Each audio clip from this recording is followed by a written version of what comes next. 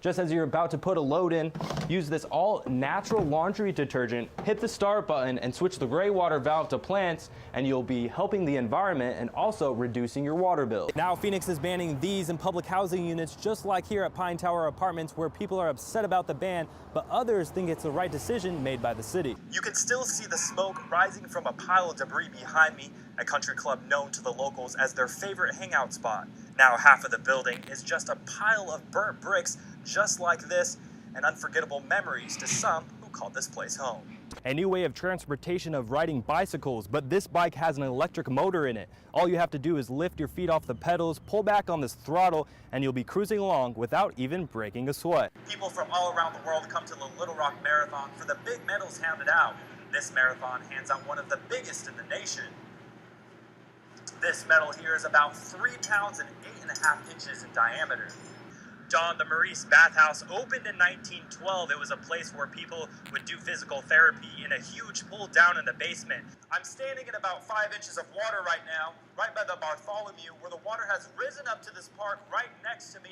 Small and tiny houses are 400 square feet or less, built on either wheels or a foundation. They are becoming the new way of living by many across the country and even here in Arizona. I'm here by some of the houses where most of the flooding happened here in Stuttgart, and just a while ago, Governor Hutchinson just declared Arkansas County a disaster area. According to the National Center for Children in Poverty, about 400,000 children in Arizona live in poverty. That's about 26% of all kids. But in the small town of Guadalupe, nearly half of them live below the poverty line. And our investigation found it's not only about being poor, but also finding a way out. From the luxury landscape of the Arizona Grand Resort and its finely landscaped golf course, you can see the town of Guadalupe, one of the poorest communities in Arizona. Its houses run down, some made out of adobe, plywood, or just plain straw siding. For more than a century, Guadalupe has been the homestead for the Yaqui tribe and other Hispanics. Nearly all of them are persistently poor. David Verdugo has been in Guadalupe all his life and lives with his grandmother. Poverty is all he knows. I just thought it was normal. Until I started growing up and realizing, oh, we're poor. Verdugo is part of a youth group program to connect kids back to their culture and makes them less likely to get involved with drugs or alcohol. According to the U.S. Census Bureau, 31% of the estimated 6,000 people in Guadalupe are living below the poverty line. Poverty, though, is so vicious that it doesn't allow people sometimes to get out from under its thumb. And people sometimes get so worn down they don't even see the possibilities of how to escape poverty. Garcia says half of Arizonans living below the poverty line are Latino, and many won't achieve a high school or college education.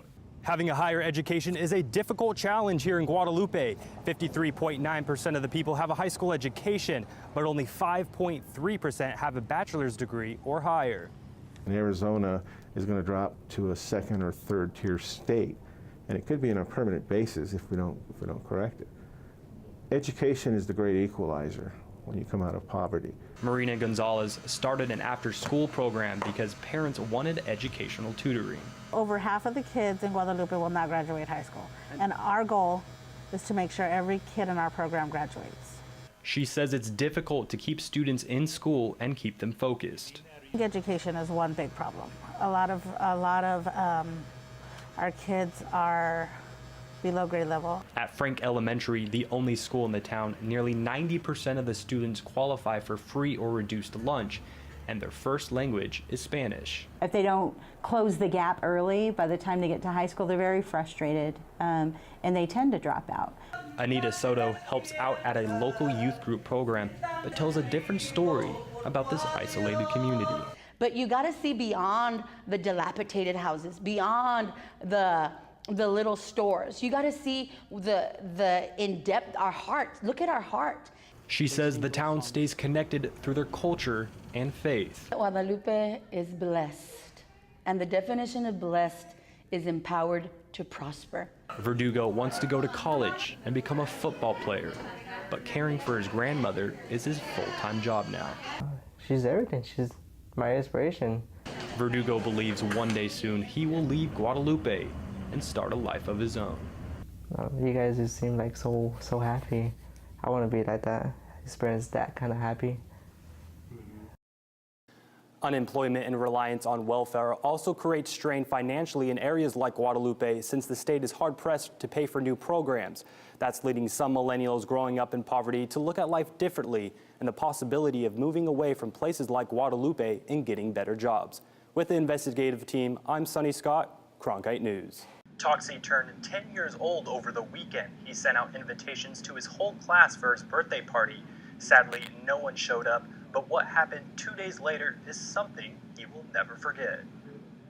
Toxie, we heard it was your birthday. Happy birthday. Happy birthday, buddy. Toxie didn't know what to expect when he opened up his front door with a line of Arkansas State Troopers lined up outside. Scared, but like trying to figure out why they were here at the same time. They all came to celebrate with Toxie after his mom sent out 21 invitations to his class, but no one attended the party. Just heartbroken, like helpless, you know. I mean, it's like the last thing you ever want to feel for your kid is that no one cared enough to come.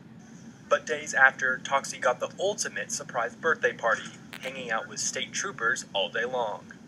They had showed me like all the keys to do the sirens and the horn, and I got to see the cage with the dog in it.